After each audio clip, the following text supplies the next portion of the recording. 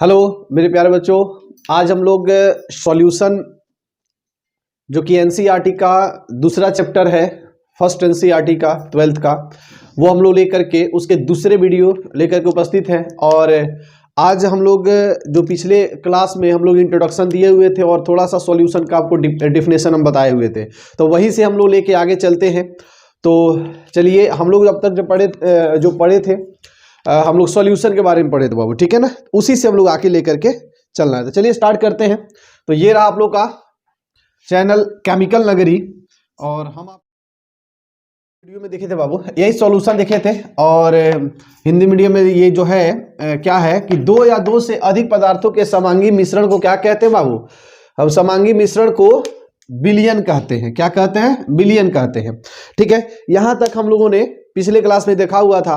अगर इस पूरे डिफिनेशन को हमने बताया था कि अगर देखिएगा तो इसे समांगी मिश्रण जो है एक बहुत ही इंपॉर्टेंट यहाँ पे एक वर्ड आ रहा है, ये शब्द आ रहा है। अगर ये शब्द समझ में आ जाए तो सब शब्द आराम से समझ में आ जाएगा। दो भी समझ में आ रहा है, दो या दो से अधिक क्लियर है, दिख रहा है कि दो या दो से अधिक है, ठीक है ना। अधिक पदार्थ मतलब दो या दो से अधिक पदार्थ मिलाया गया, लेकिन समांगी नहीं दिख रहा है। समांगी जो है एक हम लोग के लिए नया वर्ड है। अगर इस चैप्टर के पॉइंट ऑफ व्यू से देखें तो ये समांगी मिश्रण अगर समझ में आ जाए तो फिर मेरा विलयन क्लियर हो जाएगा, ठीक है ना। तो उसी को समझने के लिए हमने क्या एक हेडिंग लगाया था कि समांगी मिश्रण की शर्तें, मतलब कि कंडीशन फॉर होमोजीनियस मिक्सचर।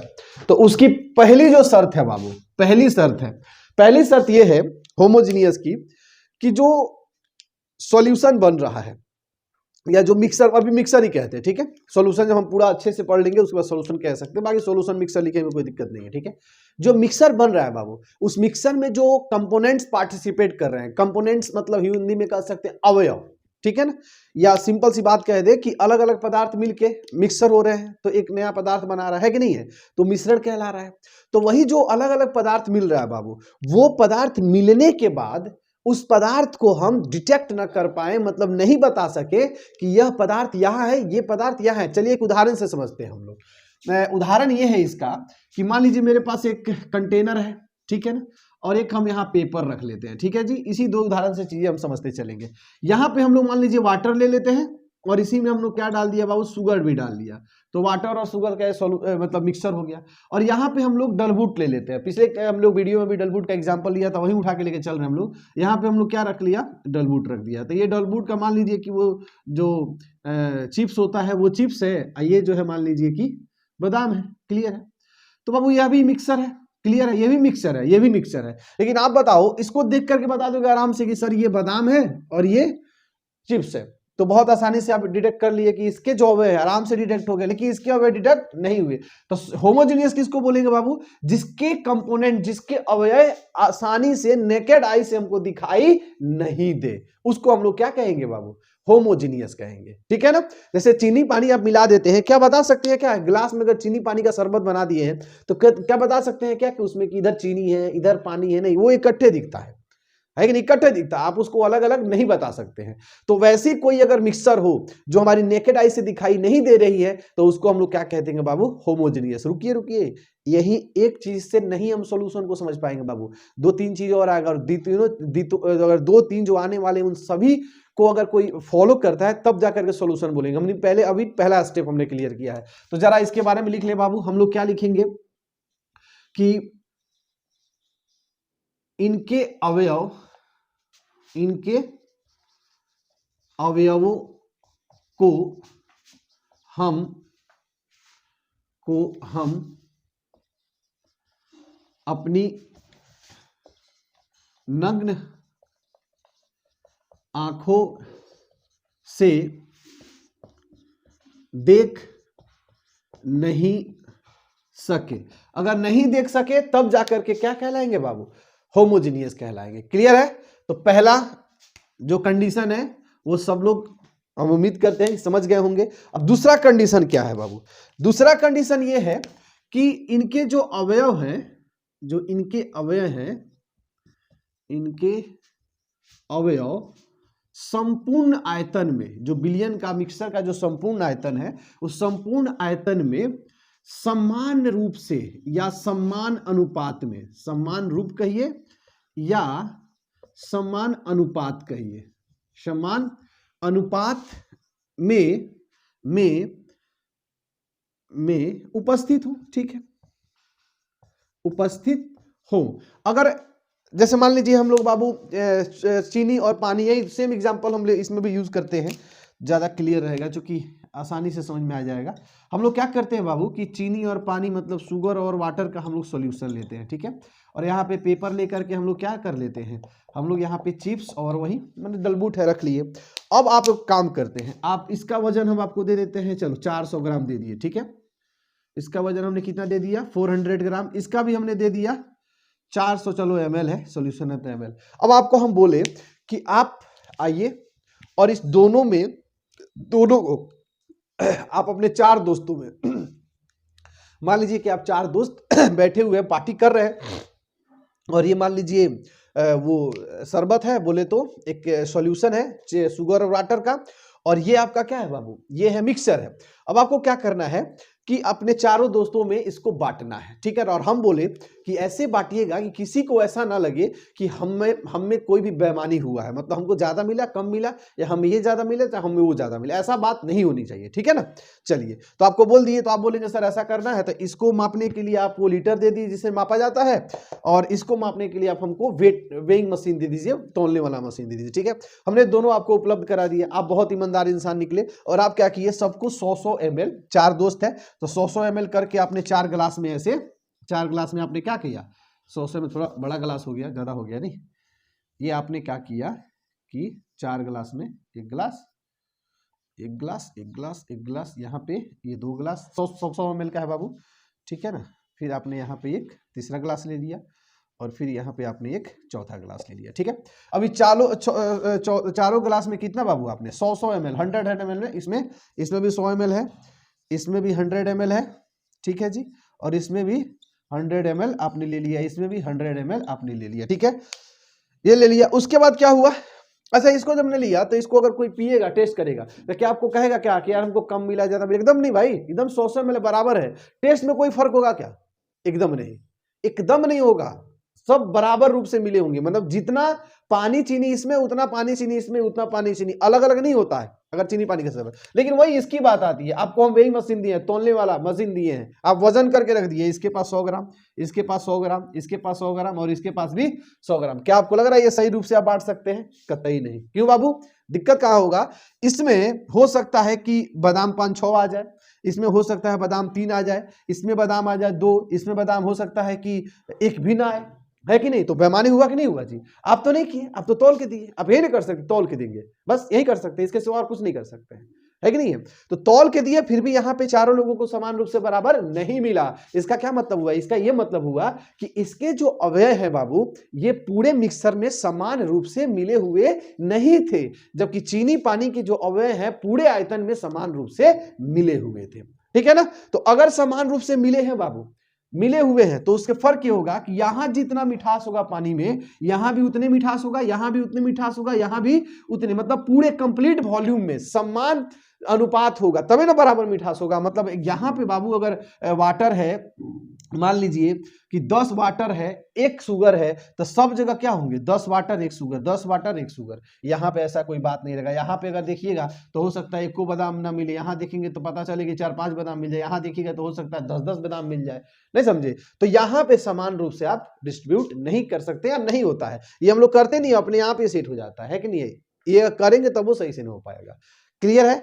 तो दूसरी शर्त ये रही कि इसके अवयव संपूर्ण आयतन में समान रूप से या समान अनुपात में उपस्थित हो। अगर ऐसी कंडीशन है तो ठीक है, नहीं है तो फिर उसको सॉल्यूशन हम नहीं कह सकते हैं, या होमोजीनियस नहीं कह सकते हैं, समांगी नहीं कह सकते हैं। अब तीसरा एग्जांपल, तीसरा बाबू कंडीशन, तीसरा एग्जांपल ये है कि जो उसके अवयव है ना, वो एक दूसरे से रासायनिक रूप से अक्रियाशील हो।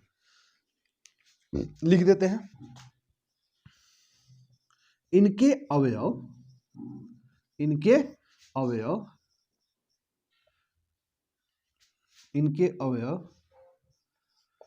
एक दूसरे से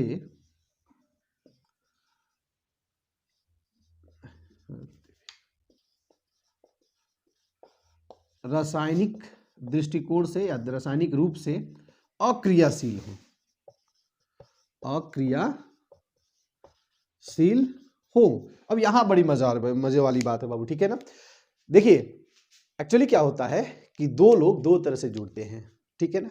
एक सिंपली मतलब कि मतलब कह सकते हैं कि केमिकल रिएक्शन नहीं होना चाहिए, नहीं, एक ऐसा रिएक्शन होता है जिसमें क्या होता है बाबू कि बस सिंपल आकर के एक मतलब अट्रैक्शन फोर्स होता है, वहां पे आकर के चिपक जाते हैं। लेकिन एक ऐसा जुड़ा होता है कि वहां पे इलेक्ट्रॉन का एक्सचेंज होने लगता है, ठीक है ना। ऑर्बिट एक दूसरे से ओवरलैप करने लगते हैं, सही है, तो इंटरनली वो हो जाता है, वो केमिकल हो जाता है। केमिकल रिएक्शन उतना नहीं होना है, जुड़ाव हो लेकिन ज्यादा नहीं हो, ये भी ध्यान रखने वाली बात है, ठीक है। मतलब दोस्ती हो, शादी ब्याह नहीं हो, ठीक है ना। चलिए, तो इसके लिए क्या है, इसके लिए का एग्जांपल, एक हम बेहतर एग्जांपल लेते हैं बाबू। जैसे मान लीजिए कि दूध, हम लोग मिल्क ले लेते हैं, ठीक है ना। यहाँ पे ले लिए हम मिल्क, क्लियर है, दूध ले लिए भैया। और इस दूध में हम लोग क्या करते हैं बाबू, नींबू का रस डालते हैं, ठीक है, नींबू का रस के अंदर डालते हैं। यहां हम ले लेते हैं क्या बाबू, पानी, पानी पानी पानी पानी पानी, यहां ले लेते हैं हम लोग पानी, ठीक है। इसमें हमने क्या डाला, इसमें हमने डाला नींबू का रस, सेम टू सेम काम करते हैं। यहाँ भी हम लोग नींबू का रस ही डाल रहे हैं। क्या होगा बाबू, कुछ उम्मीद आप कर सकते हैं। जब इसके अंदर डालेंगे तो ये रिएक्शन कर लेगा, और रिएक्शन करके ये बना देता है छेना या पनीर, ठीक है। यहां जब डालेंगे तो रिएक्शन नहीं करता। आप कैसे समझेंगे, आप कहेंगे यहां भी तो सर कुछ हो रहा है, मिक्स हो रहा है, यहां भी मिक्स हो रहा है, तो कैसे समझेंगे रिएक्शन हो रहा है। तो इसका एक साधारण सा एग्जांपल, ये तरीका ये है पकड़ने का, कि जब रासायनिक अभिक्रिया हो जाता है बाबू ना, तो अपना पेरेंटल कैरेक्टर होता है वो अपना लॉस कर देता है, ठीक है। और रासायनिक अभिक्रिया नहीं होता है तो पेरेंटल कैरेक्टर लॉस नहीं करता है, माने पूर्वज का गुण जो होता है वो लॉस नहीं करता अगर फिजिकल हुआ हो तो। केमिकल हो जाए तो पूर्वज का गुण लूज कर देता। आप समझेंगे कि दोनों में से किसके अंदर फिजिकल मैंने अट्रैक्शन हो रहा है, किसके अंदर केमिकल रिएक्शन हो रहा है, ठीक है। उसके लिए एक उदाहरण एग्जांपल, पेरेंटल कैरेक्टर बहुत ही इंपॉर्टेंट पार्ट है इसको समझने के लिए। तो काम करते हैं, मिल्क में जब नींबू डालेंगे बाबू तो पनीर मिलेगा, सही है। अच्छा, पनीर को अगर आप टेस्ट करते हैं, जरा सोच के देखिए, पनीर को अगर आप टेस्ट करते हैं तो उस पनीर का टेस्ट क्या दूध जैसा लगता है क्या? क्या आप टेस्ट करके ये बता सकते हैं क्या कि सर ये नींबू से फटा है, कि H2SO4 से फटा है, कि HCl एसिड से फटा है, या आपने एकदम गंदा गंदा हाथ डाल के फाड़ दिया है, या छेना का पानी जो होता है, जो अवशिष्ट होता है, उससे फटा हुआ है? नहीं, आप नहीं बता सकते।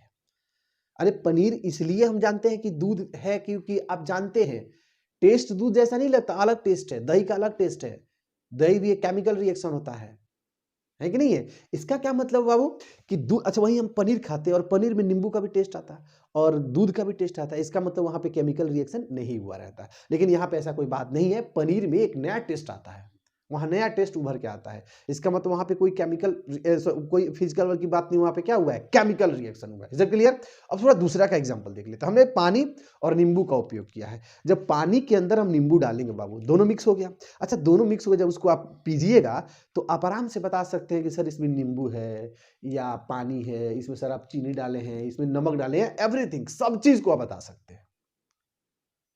लेकिन इसके अंदर नहीं बता सकते। यहां क्यों बता सकते हैं बाबू, क्योंकि यहां पे केमिकल रिएक्शन नहीं हुआ है। वही केमिकल रिएक्शन यहां पे हो जाता तो नींबू अपना कैरेक्टर लॉस कर देता, पानी अपना कैरेक्टर लॉस कर देता। Is that clear. इसका क्या मतलब है कि ऐसे, अब इसी दो एग्जांपल में बाबू, यह सॉल्यूशन के कैटेगरी में नहीं आएगा, होमोजीनियस नहीं होगा, और ये जो होगा होमोजीनियस होगा। बात समझ में आ गया एग्जाम्पल से। चलिए बाबू, अब आगे बात करते हैं हम लोग एग्जाम्पल से, अब बात करते हैं आगे। तो तीसरा कंडीशन हो गया बाबू। चौथा कंडीशन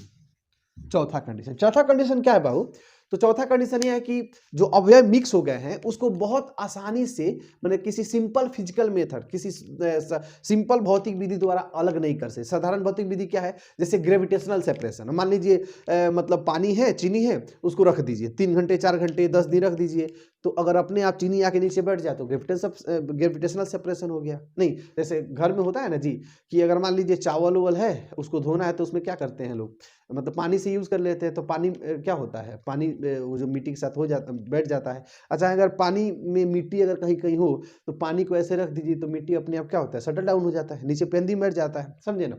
तो ये हो गया ग्रेविटेशनल सेपरेशन, या हैंड पिकिंग, हाथ से चुन के निकालना, समझे ना। ये साधारण भौतिक विधि। अभी नहीं कि दग वगैरह गर्म कर दो है कि नहीं, गर्म कोयले हुआ तो फिर साधारण कहाँ हुआ, तो केमिकल हो गया ना जी।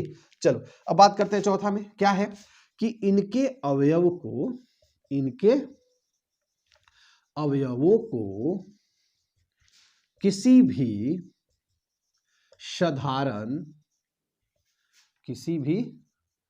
साधारण भौतिक विधि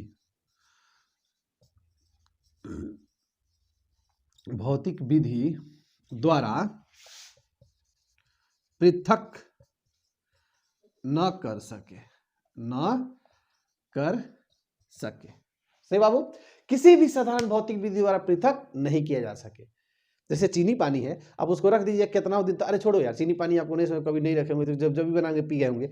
आप घर में स्प्राइट खरीद के लाते हैं, तो स्प्राइट को क्या पीने से पहले हिला के पीते हैं क्या? उसको बैठ के हिलेगा तो पूरा वो हो जाएगा, उसका खोलिएगा ढक्कन पूरा वो CO2 बाहर नहीं निकलने लगता है। ठीक है, तो वैसा नहीं करते, सिंपल सा लाते हैं। तो उसको कितना दिन पहले बना के, 2 महीना 4 महीना 6 महीना का बना करके वहाँ पे स्टोर किया रहता है, लोग फ्रिज करता है, लोग आप ला के मैंने पी लेते हैं। ठीक है ना, पी लेते हैं। तो इसका क्या मतलब है कि उसमें शुगर तो है लेकिन वो नीचे नहीं बैठा है।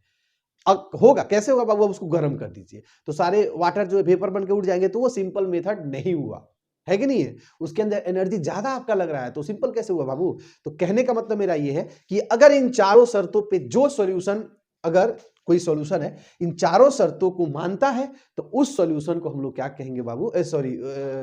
उस मिक्सचर को क्या कहेंगे? होमोजीनियस मिक्सचर कहेंगे या सॉल्यूशन कहेंगे। कोई भी मिक्सचर इन चारों शर्तों पे मतलब काम करता है, चारों शर्तों को मानता है, तो उसको हम लोग क्या कहेंगे? Homogeneous mixture. और उस होमोजीनियस मिक्सचर को हम लोग दूसरे नाम उसका दे सकते हैं सॉल्यूशन। अब 2 एग्जांपल फटाफट से आपको बताते हैं, जरा बताइएगा कौन सॉल्यूशन है नहीं है। ठीक है, एक एक चीज बताते हैं। जैसे मान लीजिए हम इसको हटा दें, अगर स्क्रीनशॉट लेना चाहे तो ले लीजिए। चलिए हटाते हैं।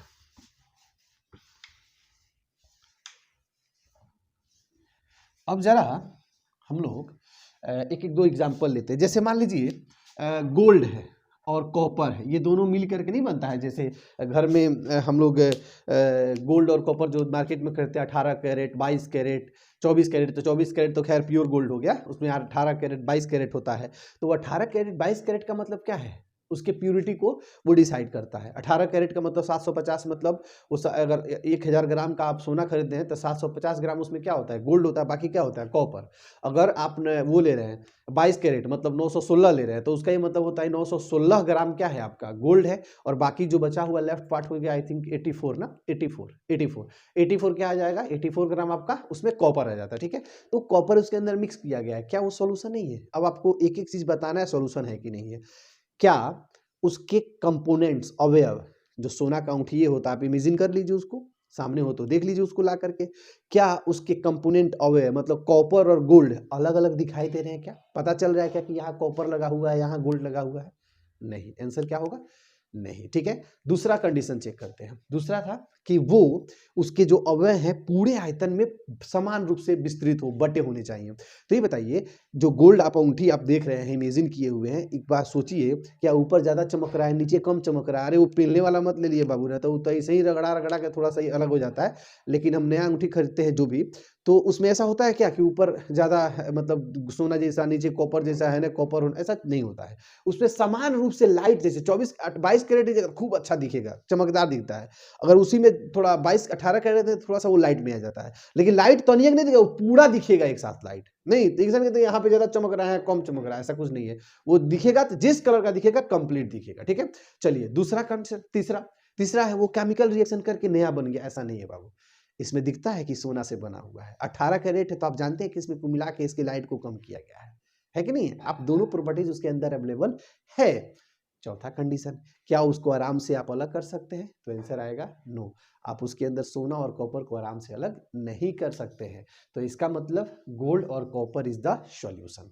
ठीक है, अब इसका ये मतलब हुआ कि सॉल्यूशन सॉलिड में भी होता है, लिक्विड में भी होता है और गैस में। हाँ, आप लोग सिर्फ सॉल्यूशन कोई कहे तो आपके दिमाग में क्या जाएगा? लिक्विड नहीं बउआ, गैस में भी होता है, लिक्विड में भी होता है और सॉलिड में। सॉलिड का एग्जांपल हमने दे दिया। ठीक है ना, अब एक दो एग्जांपल खटाखट और थोड़ा बात करते हैं। ये तो खैर सॉल्यूशन हो गया, कोई दिक्कत नहीं है। अब जरा बताइए, अगर वाटर हो, सही है, वाटर हो और सोयल हो, एकदम बढ़िया से उसको मिक्स कर दिए, क्या सॉल्यूशन होगा? सोचो सोचो फटाफट बताओ, सॉल्यूशन होगा? सॉल्यूशन होगा? होगा? नहीं होगा। क्यों नहीं होगा? चलो चेक करते हैं। पहला कंडीशन क्या है कि उसके पार्टिकल्स दिखाई नहीं देते, पहले फेल हो गया। अगर साल्ट वाटर को लेकर के कितना घोल दोगे बाबू, तब भी आप देखोगे लाइट से उसको ना तो दिखाई दे देगा। शुगर का नहीं दिखाई देगा, उसका दिखाई दे देगा, तो सॉल्यूशन नहीं है। ठीक है। और एक एग्जांपल और देख लें। जैसे मान लो कि वाटर ले लेते हैं और इसके अंदर डाल लेते हैं बाबू क्या, ग्लूकोज। चलो ग्लूकोज डाल दिए बाबू तो क्या होगा, दिखाई देगा आपको। अब घोल दिया अच्छे से घोल देना, घोल के छोड़ देना, क्या उसमें पार्टिकल्स दिखाई देंगे? आंसर आएगा नो। क्या उसको सेपरेट कर सकते हैं आसानी से? नहीं। क्या वो केमिकल रिएक्शन के? नहीं। पीजिएगा तो ग्लूकोज का भी टेस्ट आएगा और वाटर का भी टेस्ट आएगा, इसका मतलब वो भी। एक और है, क्या वो समान रूप से वितरित रहता है? एकदम ऊपर का टेस्ट कीजिए चाहे नीचे का, सबका अब तुरंत डल रहा नीचे बगैर अभी घुलने नहीं के वही के पी रहे होता, नीचे टेस्ट लगभग करिए, लेकिन अच्छे घुल जाने के बाद की बात कर रहे हैं हम, ठीक है ना।